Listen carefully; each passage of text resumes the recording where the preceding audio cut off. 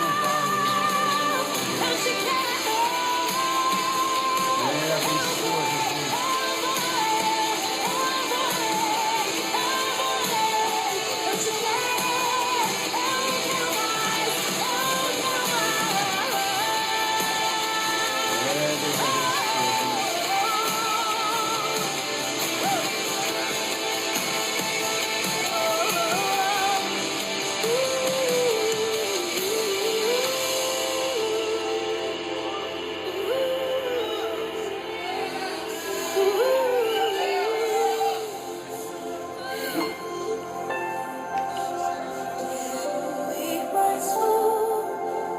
Leva-me mais perto, onde eu te encontro,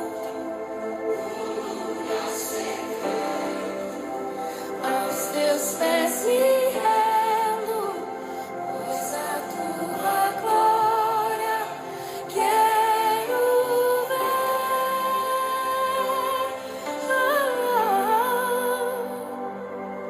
Tudo que eu mais quero é te ver. Me envolva com tua glória e poder. Tua majestade é real. Tua voz ecoa em meu ser. Tudo que eu mais quero é te ver. Me envolva com tua glória e poder. Tua majestade é real. Tua voz ecoa em meu ser.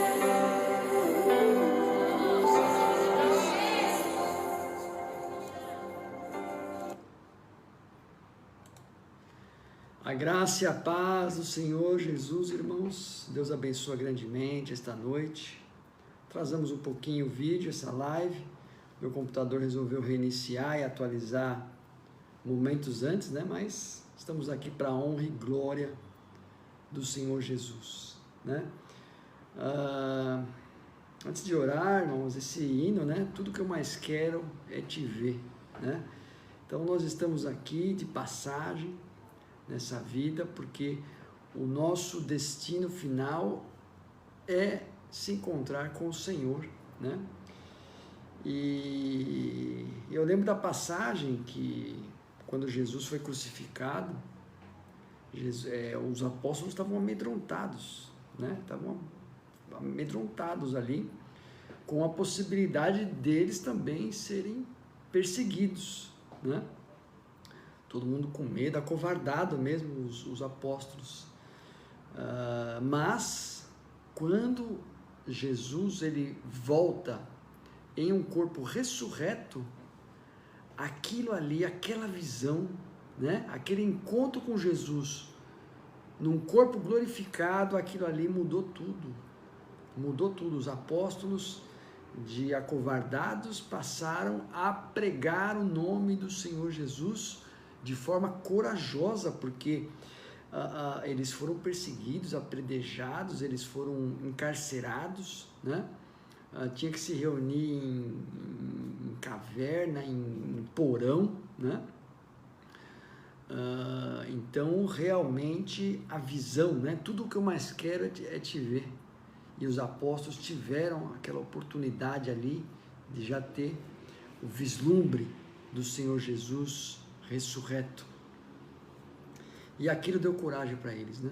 Então a gente, com coragem também, vamos prosseguir para estudar e entender a palavra de Deus, né? Porque a estratégia de Deus foi trazer um filho, trazer o seu filho para fazer uma obra e deixar escrito aquilo que foi feito para que não pudesse ser alterado com o tempo.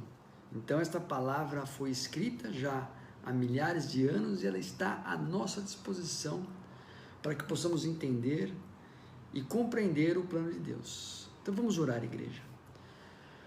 Pai Celestial, Jesus Cristo amado, glorioso Deus, eterno Pai, obrigado, Jesus, obrigado porque estamos aqui mais uma noite, Senhor Jesus, de encontro, Deus, com aqueles que querem entender a Tua palavra, Deus, que querem conhecer as Tuas estratégias, Jesus Cristo amado. Senhor, que Tu tiveste, Senhor, com todos os homens, desde a criação até os nossos dias. Pai Celestial, abençoa grandemente, Deus, que esta noite, Jesus Cristo amado, possamos, Senhor, entender a Tua revelação, compreender os Teus planos para a humanidade, Pai. Pai Celestial, peço também, Senhor, uma bênção, Deus, para aquele que está, Senhor, do outro lado, Senhor, nesta live, Jesus Cristo amado. Abençoa grandemente, pode ser que tenha alguém que tenha alguma necessidade, está passando por alguma angústia, Deus. Tu é o Senhor que ouve, Tu é o Senhor, Senhor, que atende, Jesus, ao coração quebrantado. Pai Celestial, eu peço grandemente, Deus, Jesus Cristo amado, que Tu, Senhor, que atende a nossa oração, que Tu não foi só simplesmente um criador e deixou a criação, não, o Senhor se preocupa com a sua criação, o Senhor está ao lado da sua criação, e é por isso que estamos clamando, Senhor Jesus, que Tu, Senhor, fique ao nosso lado, Deus, fique ao nosso lado, revestindo as nossas palavras, Deus, para que possamos entender, Senhor Jesus, e essa palavra aglutinar no nosso coração, e confiança, Senhor Jesus, no Teu nome, na Tua obra e no Teu poder. É o que eu peço e te clamo em nome de Jesus. Então estamos nessa saga, né, irmãos? Eu digo para você que hoje é o último vídeo a respeito do assunto do criacionismo, né? Então esse vídeo eu vou encerrar esse estudo do criacionismo, né? E vou orar para o Senhor para a gente começar um outro estudo, um outro tópico, né? Para as próximas lives, né? Então a gente vem explicando, né? No vídeo passado nós desenvolvemos, comentei que os geólogos criacionistas, eles explicam que o dilúvio foi muito mais do que uma chuva, né? De uma grande chuva, porque o dilúvio ele teve uma duração de 1 ano, né? Então não se explica o motivo apenas de 1 ano, 40 dias de chuva, não se explica sozinho 1 ano de alagamento que ocorreu, né? Praticamente 1 ano, pouco mais que 1 ano de um alagamento terrível, né, que ocorreu. E por que na Bíblia só foi descrito a questão da chuva, né? Porque foi o que Noé viu, o que Noé percebeu ali, foi de fato a chuva e o alagamento. Ele estava no barco ali, então muito das coisas que ocorreram nas profundezas das águas, né? Então o que ele vivenciou e o que os geólogos criacionistas, né, eles, pelas evidências encontradas na natureza, eles têm um modelo criacionista, eles fizeram um modelo criacionista, que foi uma verdadeira catástrofe global, não foi somente um alagamento, né? Então foi uma sequência de eventos que mudou completamente o clima e o relevo, a geografia aqui na Terra, né? Então nós comentamos que esse modelo criacionista, ele indica impactos meteoríticos, né? Então meteoros, a Terra foi atingida por grandes meteoros, né? Evidências científicas apontam isso, né? Uma delas é a famosa extinção dos dinossauros por um impacto meteorítico, né? E isso é verdade, tá? Só que no dilúvio, tá? No dilúvio haviam os dinossauros ali e eles foram extintos ou praticamente extintos ali, né?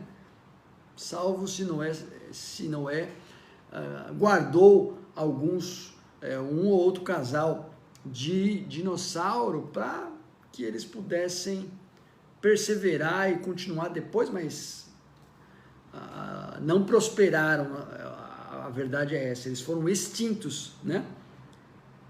Principalmente pelo dilúvio, tá?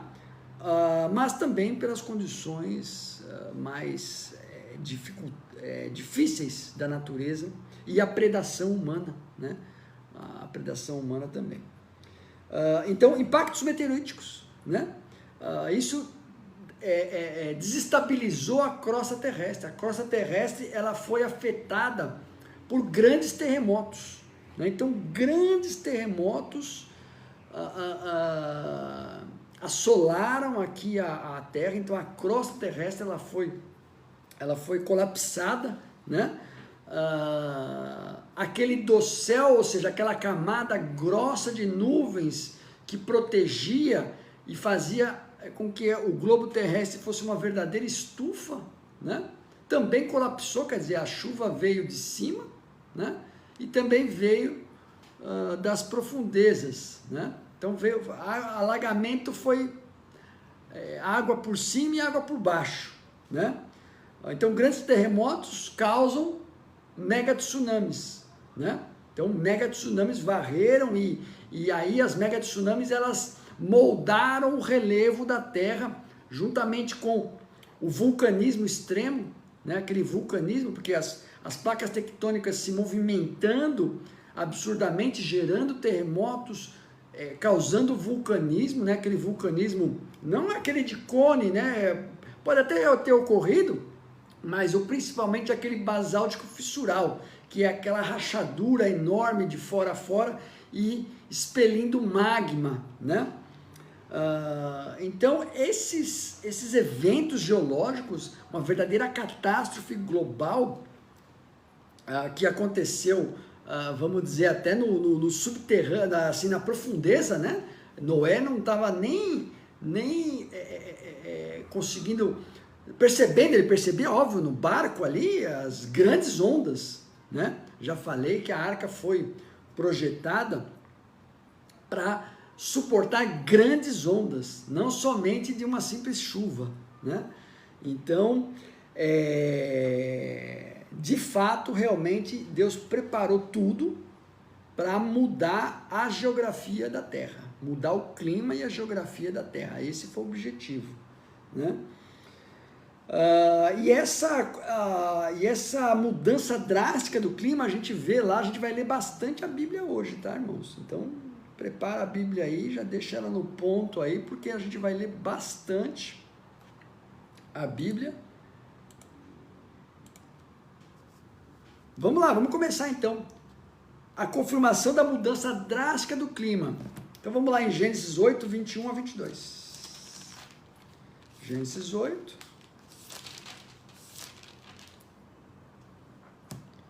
Versículo 21 e 22. Isso lá depois que Noé saiu da arca, né? Noé saiu da arca e o Senhor teve com Noé. E aí o Senhor sentiu, Gênesis capítulo 8, versículo 21. E o Senhor sentiu o cheiro suave e o Senhor disse em seu coração: não tornarei mais a amaldiçoar a terra por causa do homem, porque a imaginação do coração do homem é má, desde a sua meninice. Nem tornarei mais a ferir todo vivente como eu fiz. Enquanto a terra durar, sementeira e cega, frio e calor, verão e inverno, dia e noite, não cessarão. Então, olha só. Então, o Senhor já falou, dia e calor, verão e inverno, quer dizer, as estações do ano estavam ali inauguradas, né? Porque, como nós desenvolvemos nos vídeos anteriores, a Terra, antes do dilúvio, tinha um clima uniforme. Havia uma uniformidade, o clima era tropical, úmido, persistente em todo o globo terrestre, né? A evidência científica é que no gelo profundo da Groenlândia existe floresta tropical soterrada ali no gelo profundo da Groenlândia. Então, a Terra já foi um clima bem diferente do que é hoje. Então, essa diferença entre frio nos polos, calor entre trópicos, né? As estações bem proeminentes, verão, inverno, outono e primavera, foram, não vou dizer que não tinha mudança climática, não, antes do dilúvio mas com certeza era bem tênue esta alteração. Mas aí agora o Senhor está falando, meu, frio e calor vai vir, a Terra teve uma modificação grande em termos de clima. Então, após o dilúvio, as estações do ano se tornaram absolutamente marcantes, dificultando a sobrevivência dos homens e dos animais. Se você quer facilitar a sobrevivência e a produção, né, o clima uniforme. Agora, o Senhor mudou isso aí. Então, a natureza que era absolutamente favorável, com produtividade elevadíssima, né? Lembrando que após a queda do homem no Jardim do Éden, né, Deus já reduziu a capacidade da natureza. Ele reduziu parcialmente a capacidade da natureza em termos de produtividade, né? Só que com a corrupção generalizada da geração pré-diluviana, Deus, ele trouxe o dilúvio. E aí ele reduziu em uma escala muito maior a produtividade da natureza. De fato, essa redução da capacidade da natureza de produzir alimento foi absolutamente reduzido, né?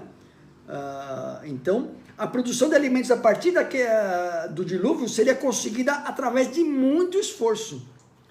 E a manutenção de uma dieta herbívora, como orientada por Deus, não seria mais possível. Porque o Senhor, ao abençoar a sua criação, falou, vai comer a erva verde. Ou seja, vai ser uma alimentação exclusivamente herbívora ou vegetariana. Só que, já na condição da natureza, pós-dilúvio, Deus já falou, não é possível esta condição. Você está autorizado à ingestão de carne. Então, a manutenção de uma dieta herbívora, como orientado por Deus, não seria mais possível. Deus permite ao homem a ingestão de carnes. E os animais também sentem essa necessidade. E a fome, aliada com o clima adverso, são os ingredientes que forjaram a competição predatória entre os animais. Então, se a relação do homem com o animal era absolutamente amistosa e a relação entre os animais era amistosa, né? Por quê? Porque não havia, vamos dizer, o instinto caça e caçador, presa, predador, porque a alimentação 100% herbívora, né? Então, Deus então o frio e a fome foram os ingredientes que forjaram a competição predatória entre os animais. O medo e o pavor entre os animais, e aí, como teve a questão da predação, começou a entrar medo e pavor nos animais. Você vê que os animais, eles são assustados. Por quê? Porque eles temem ser a refeição do dia, né? E aí vamos acompanhar, eu fiz uma descrição aqui de qual comportamento, mas vamos acompanhar lá em Gênesis 9:1. Gênesis 9, do 1 ao 5.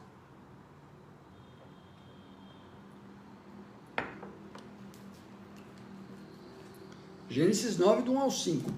E abençoou Deus a Noé e seus filhos e disse, frutificai e multiplicai-vos e enchei a terra. E o temor de vós e o pavor de vós virão sobre todo o animal da terra, e sobre todas as aves do céu, tudo que se move sobre a terra, e todos os peixes do mar, nas vossas mãos são entregues. Tudo quanto se move, que é vivente, será para o vosso mantimento. Olha a mudança. Deus aqui está autorizando, tudo será para vós mantimentos. Como a erva verde, ou seja, junto com a erva verde. Aí Jesus faz uma observação. Ele fala, ó, tudo bem, você pode ingerir a carne. Mas, no versículo 4, a carne, porém, com sua vida, isso é, com o seu sangue, não comereis. Certamente requererei o vosso sangue, o sangue das vossas vidas, da mão de todo animal o requererei. Como também da mão do homem e da mão do irmão, de cada um requererei a vida do homem. Olha, é uma observação muito importante, muito forte. Deus não quer ingestão de sangue, tá? Então, pode consumir a carne, mas tem que, antes de trabalhar a carne, tem que esgotar, fazer o esgotamento do sangue do animal, né? Então, veja aqui, no versículo 2, e o temor de vós e o pavor de vós virão sobre todo animal, ou seja, o animal começou a ter medo. O animal começou a ter medo, inclusive do homem. Por quê? Porque o homem também passou a caçar o animal. Então, o medo tomou conta da criação dos animais, né? Medo entre os animais e medo até do homem. Por quê? Porque a relação do homem com o animal antes do dilúvio era absolutamente amistosa. Não havia este pavor. Este pavor veio com o instinto predador presa pela necessidade de ingestão, porque a natureza já não estava atendendo 100% às necessidades nutricionais, tanto dos homens quanto dos animais, né? Então, podemos ingerir carne, porém sem a presença do sangue animal. Então, aqueles pratos feitos com sangue, né, que é a morcela, e na Argentina eles chamam de chouriço, a galinha de cabidela, que é o cozido de galinha com sangue, né? Eles são proibidos para nós desde o tempo de Noé. Desde o tempo de Noé. E vejo que, novamente, a recomendação para Deus para encher a terra, ela é enfática. Deus fala, frutificai e enchei, multiplicai e enchei a terra, né? Então, você vê que o Senhor fala, pode encher, não tem problema.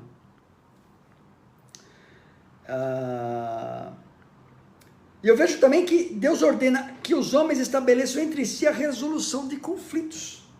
Vamos lá no versículo 6. No versículo 6, Deus fala, olha, é o seguinte, a partir de agora vocês vão resolver os seus conflitos, tá? Então, versículo 6, Gênesis capítulo 9, versículo 6. Quem derramar o sangue do homem pelo homem, o seu sangue será derramado, porque Deus fez o homem conforme a sua imagem. Ou seja, quem matar pelo homem poderá ser morto, tá? Por quê? Isso daí foi o quê? Foi uma autorização de Deus para que o homem estabeleça tribunais, para que haja resolução de conflitos, tá? Então o que acontece? Deus não ia estar... Veja que uma das coisas que causou a grande violência no período pré-diluviano foi o abuso da misericórdia de Deus, né? Porque, lembre-se dos vídeos anteriores, que quando Caim matou Abel, e Deus usou de misericórdia com Caim.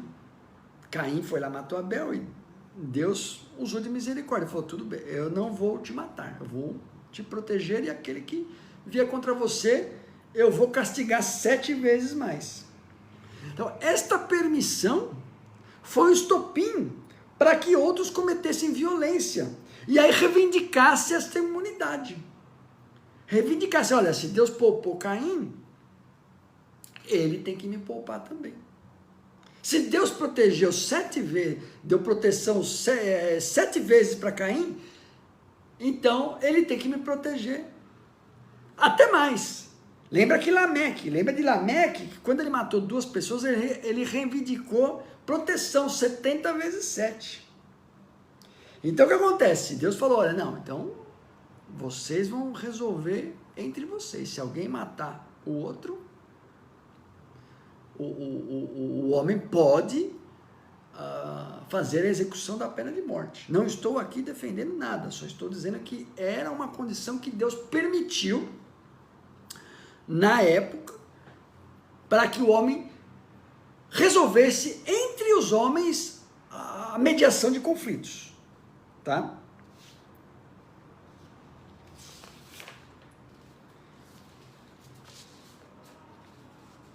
E com essa ordem dada a Noé, Deus estaria deixando a cargo da própria humanidade o estabelecimento de leis e tribunais para ordenar a resolução de conflitos entre eles. Estou repetindo aqui, né? Então, falou, olha, se tiver um conflito entre vocês, vocês resolvam. E é possível, é permitido até a pena de morte para o caso de assassinato, tá? Nos versículos de Gênesis do 9 ao 14, Deus ele informa, falou, ó, eu não vou mais, falou, esta julgamento, esta punição, ela foi apenas para esse momento. Deus não vai mais acabar com a vida generalizada na terra.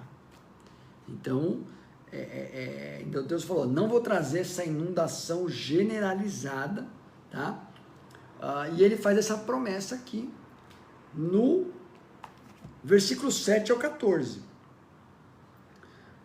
Olha lá no 7, frutificai e multiplicai-vos. Mas vós, Gênesis 9, versículo 7, mas vós frutificai e multiplicai-vos, provai abundantemente a terra e multiplicai-vos sobre ela. Falou Deus a Noé e aos seus filhos, dizendo, eis que estabeleço a minha aliança convosco e com a vossa descendência depois de vós. E com toda a alma vivente que convosco está, de aves, de gado, de todo animal da terra convosco, com todos os que saíram da arca, até todo o animal da terra. E eu convosco estabeleço a minha aliança, que não será mais destruída, toda a carne pelas águas do dilúvio, e que não haverá mais dilúvio para destruir a terra. Ou seja, Deus está falando, olha, eu estou fazendo uma aliança aqui que serve para você, Noé, e para a sua descendência, porque todos nós descendemos de Noé, tá? Então, todos nós descendemos de Noé e, consequentemente, de um dos seus 3 filhos. Então, a ramificação da humanidade foi ali em 3 filhos de Noé, né? E disse Deus, este é o sinal da aliança que põe entre mim e vós, e entre toda a terra a alma vivente que está convosco por gerações eternas. O meu arco tenho posto nas nuvens, este será por sinal da aliança entre mim e a terra. E a considerar que quando eu trouxer nuvens sobre a terra, aparecerá o arco nas nuvens. Então Deus informa que não traria novamente a inundação,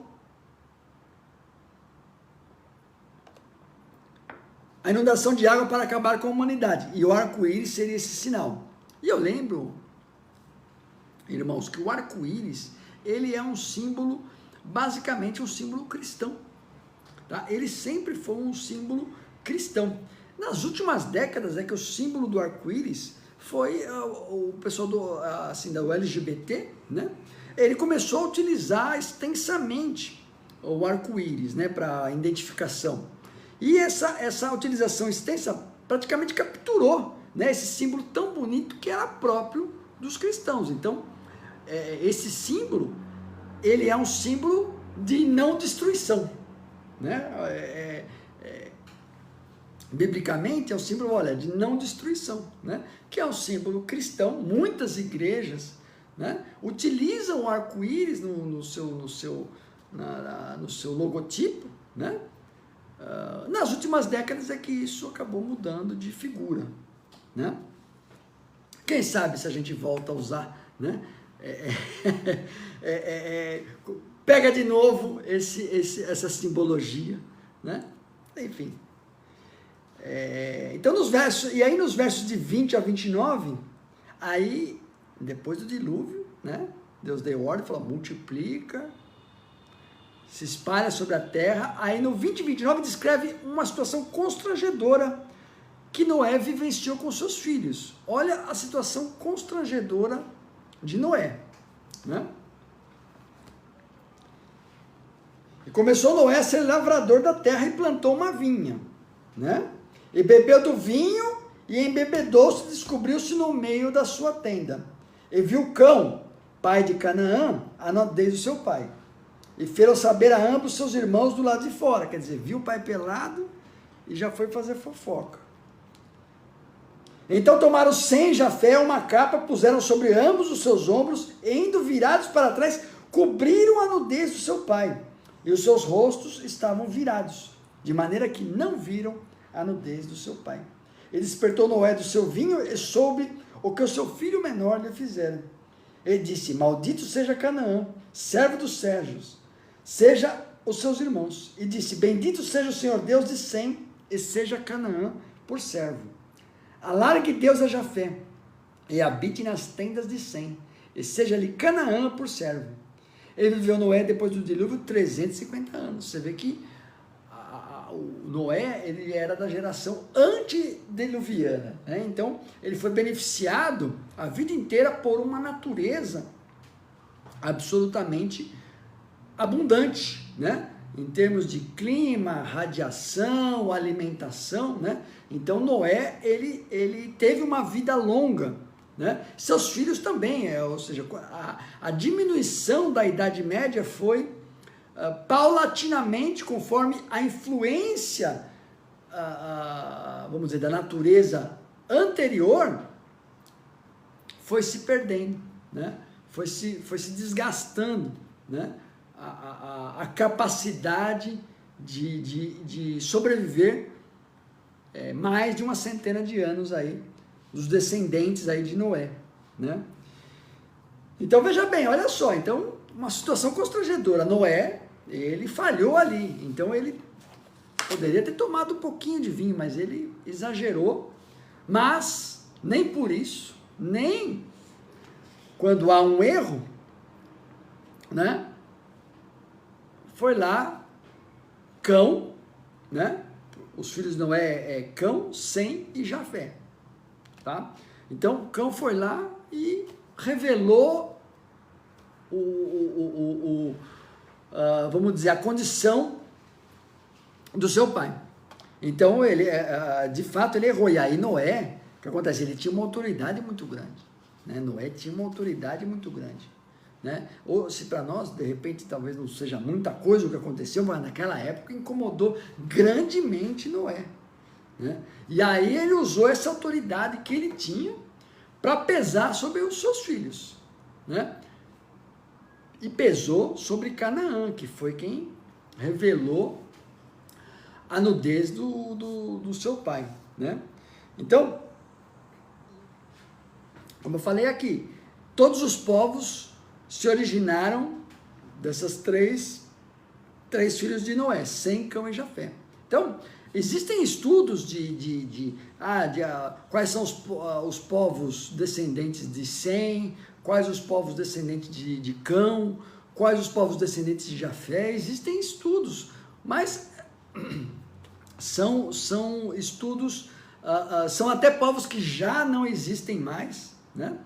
Então, mas tem esse mapeamento, né, de saber quais os povos que habitaram aqui na Terra,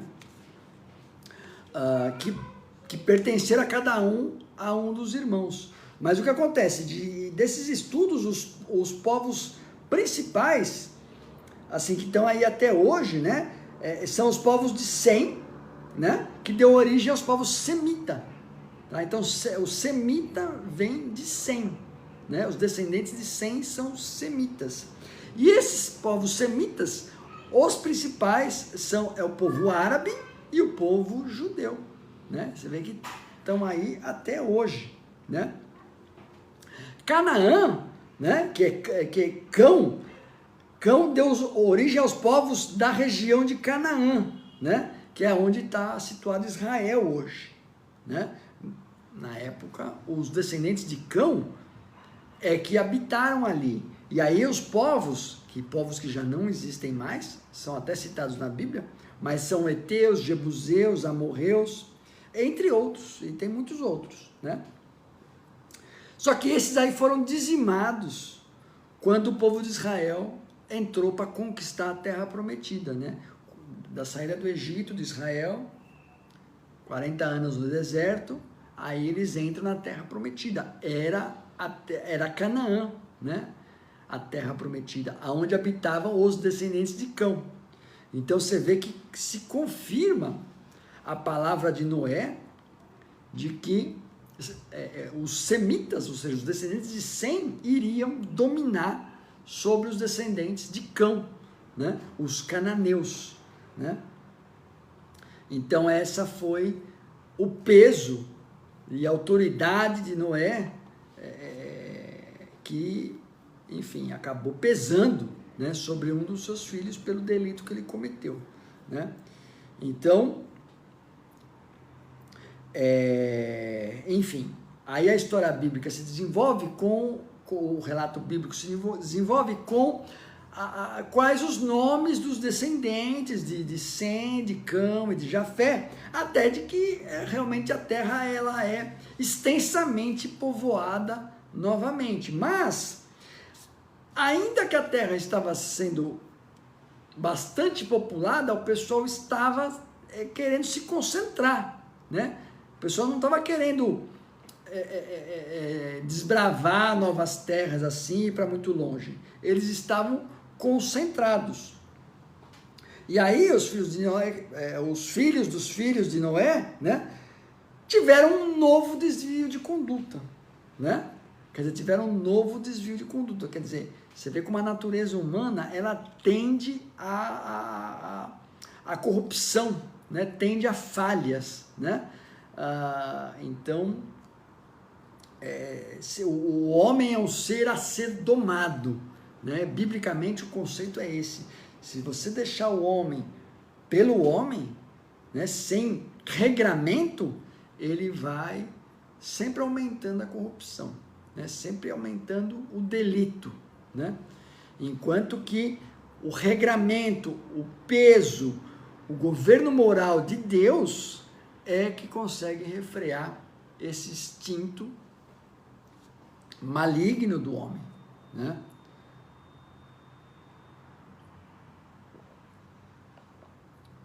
Então, em vez das pessoas se crescerem, se multiplicarem e se espalharem pela face da terra, ficaram amontoados ali, eles ficaram tudo amontoados, queriam ficar ali numa cidade só, né? E resolveram fazer uma torre, olha só, né? Eles resolveram fazer uma torre, né? E essa torre não explica o propósito, assim, todo o propósito dessa torre, mas provavelmente eles queriam escapar do novo dilúvio, né? Eles falaram, não, eu vou construir um negócio tão alto aqui, que vai atingir os céus aqui, e Deus nunca vai atingir a gente. Pode mandar a água que for aqui, que não vai atingir a gente, né? Olha a desobediência, né? Quer dizer, Deus já tinha falado que não ia ter dilúvio, mas eles falaram, não, a gente não acredita, se Deus vier matar a gente de novo com dilúvio, não vai pegar, porque a torre vai se estender até os céus, né? Então, ou seja, uma atitude desafiadora contra Deus. E acharam que pelo seu esforço e conhecimento, quer dizer, vou construir uma torre, vou fazer uma engenharia aqui, um negócio gigantesco, né? Poderiam se livrar do castigo divino. E aí é a chamada confusão das línguas da Torre de Babel, né? Vamos lá ao texto de novo. Gênesis 11, do 1 ao 6, né? E era toda a terra de uma mesma língua e de uma mesma fala. E aconteceu que, partindo eles do Oriente, acharam um vale na terra de Sinar e habitaram ali. E disseram uns aos outros, eia, façamos tijolo e queimemo-los bem. E foi-lhes o tijolo por pedra e o betume por cal. E disseram, eia, edifiquemos nós uma cidade e uma torre, cujo cume toca aos céus. E façamos-nos um nome, para que não sejamos espalhados sobre a face da terra. Então desceu o Senhor para ver a cidade e a torre que os filhos dos homens edificavam. E o Senhor disse, eis que o povo é um, e todos têm uma mesma língua. Isso é o que começam a fazer agora. Não haverá restrição para tudo que eles intentarem fazer. Quer dizer, olha o objetivo, né?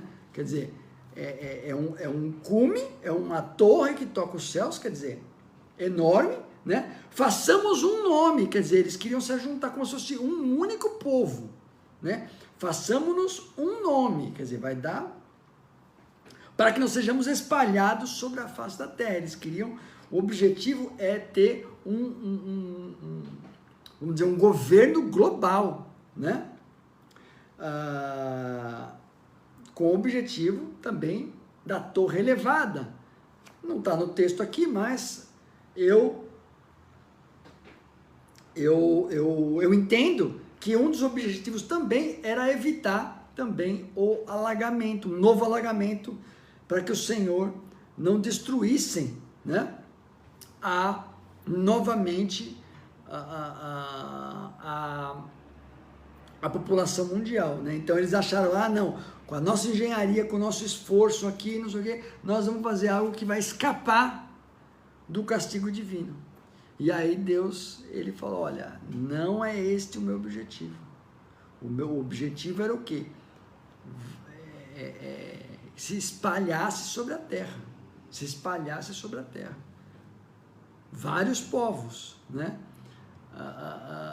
Numa mesma língua. A língua não era problema, mas eles quiseram ficar ali amontoados, né? Ficaram ali todos juntos num único pensamento, num único intento, né? Quer dizer, Deus já percebeu, falou, a maldade vai começar de novo, a semente da maldade vai ainda, e aí rapidamente vai voltar aquela condição, né, de violência do antediluviano. Então o que acontece? Teve o castigo divino, que é o quê? Espalha entre as nações, né? Inclusive até os arqueólogos, eles estranham, eles fazem conjecturas, né? Por exemplo, por que existem as pirâmides do Egito? Existem pirâmides lá no México, né? Do povo Inca. Existem as pirâmides lá na China, né?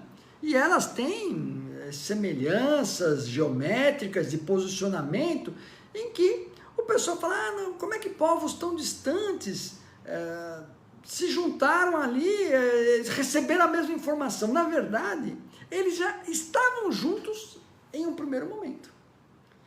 Então, na verdade, esse modelo assim de pirâmides, o pessoal até fala, não, deve ser alienígena que veio e explicou. Nada mais bobo que isso. A questão é o quê? A informação da torre, ou seja, a construção de um edifício para atingir a altura, estava dado ali na Torre de Babel, foi a primeira ali. E obviamente quando houve o espalhamento dos povos, né, das pessoas, só aquelas que estavam falando a mesma língua, elas se espalharam, né? E aí, quando se espalharam, mas na mente deles ainda estava a torre ainda estava lá na mente deles ainda que com uma língua diferente, num local diferente, mas a torre ainda estava na mente. E aí, por isso que você tem semelhanças de arquitetura nessas pirâmides, né? Então, como eu te falei, essas evidências científicas, os cientistas históricos preferem explicar com coisa que ninguém viu, que são, prefere explicar até com extraterreno. Mas o texto bíblico, ele dá uma explicação absolutamente plausível sobre o porquê que existem essas semelhanças entre as pirâmides, né? Porque a engenharia inicial estava ali na Torre de Babel. Então, igreja, eu repito, esse estudo tem o objetivo para a gente não se intimidar com as proposições que os cientistas históricos, né? Eu sempre estou tratando aqui, existe a ciência histórica e a ciência objetiva. A ciência objetiva é aquela que criou a vacina, que criou antibiótico, que faz cirurgia, que levou o homem para a lua, que faz um avião. Essa é a ciência objetiva. Essa aí a gente não tem problema nenhum. Inclusive, ela confirma o relato bíblico. Agora, existe a ciência histórica, que é das teorias, né? São coisas do passado que não estão repetidas no presente, então fica só na questão da teoria, né?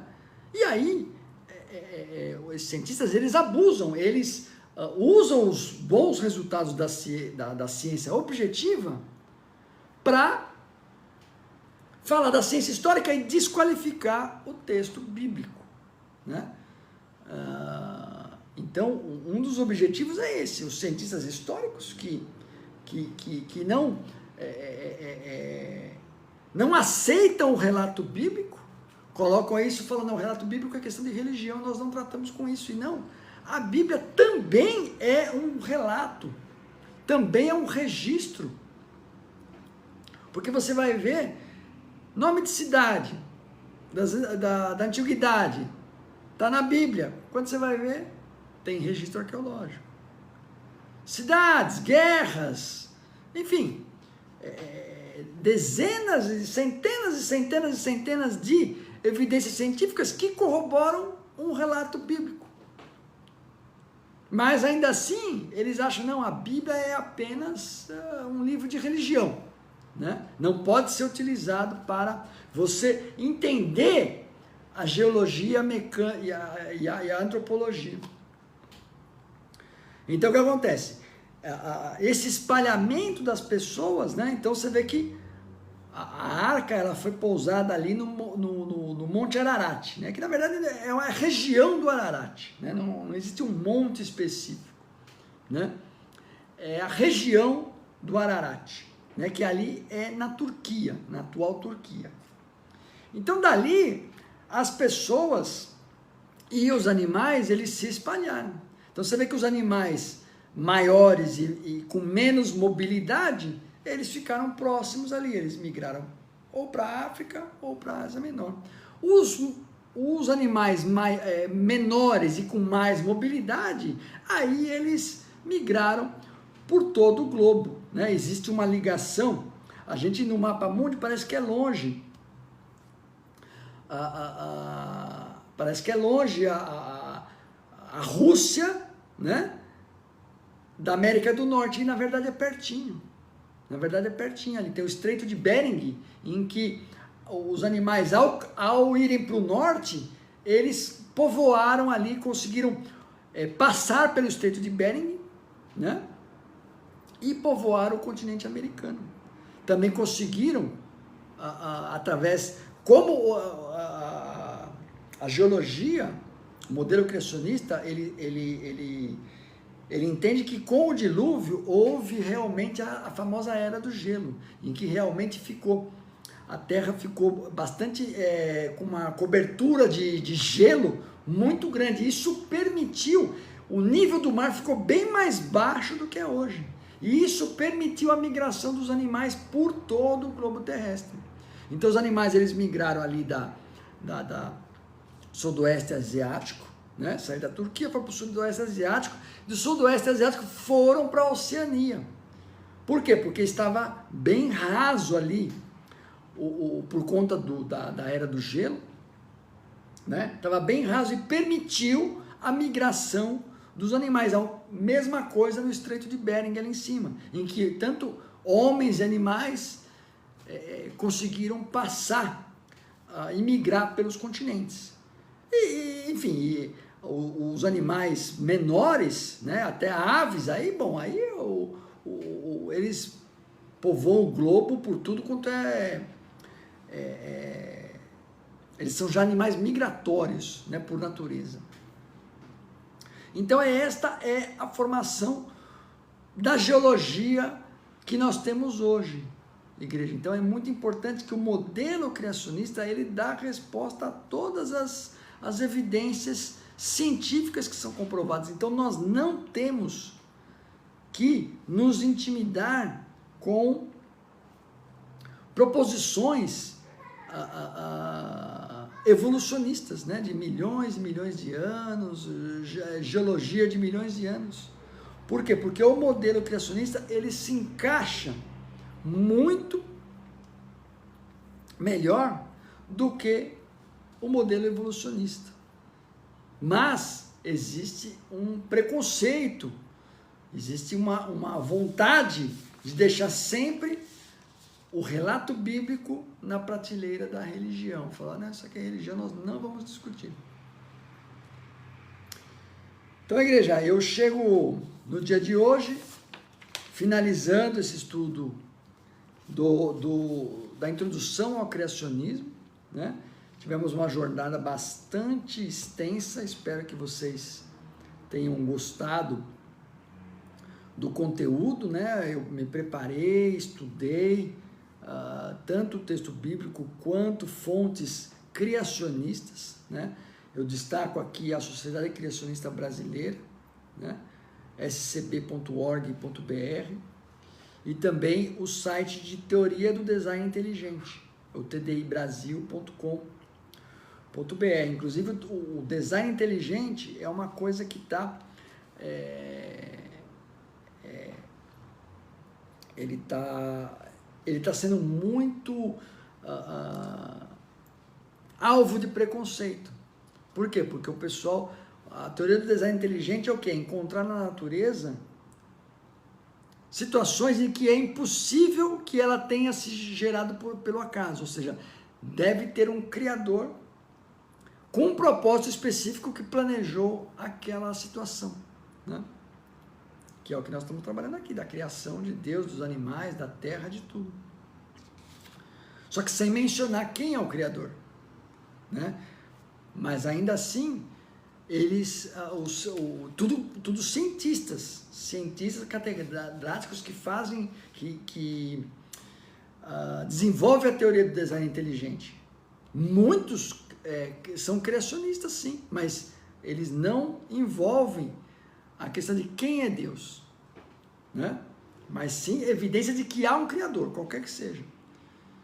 Então o que acontece? Então é muito importante, mas ainda assim, ainda que seja uma disciplina totalmente científica, ainda assim o pessoal vê com preconceito, né? Por quê? Porque eles sabem que quando falar que existe um Criador, a Bíblia é o que dá a melhor resposta. Não é o Alcorão, não é Confúcio, não é Buda. Então, eles, mesmo sendo uma disciplina totalmente científica, a teoria do design inteligente, ainda assim é vista com preconceito pela comunidade científica. Então é isso, irmãos. Deus abençoa ricamente. Fiquem com Deus. Se tiverem dúvidas, quiserem conversar, coloca dúvidas aí, fala comigo no direct, no Messenger, o que seja, para a gente poder dar sequência, e de repente, se tiver bastante dúvidas, eu faço mais um vídeo aí só com as dúvidas, né? Deus abençoe ricamente. Vamos fazer a nossa divisa cristã para declararmos que Jesus Cristo é o nosso Senhor e Salvador. Se Deus é por nós, quem será contra nós? O Senhor é meu pastor e nada me faltará. Pai nosso que estás no céu, santificado seja o teu nome. Venha a nós o teu reino, seja feita a tua vontade, assim na terra como no céu. O pão nosso de cada dia nos dai hoje, perdoa as nossas dívidas, assim como nós perdoamos aos nossos devedores. E não nos deixes cair em tentação, mas livrai-nos do mal, pois teu é o reino,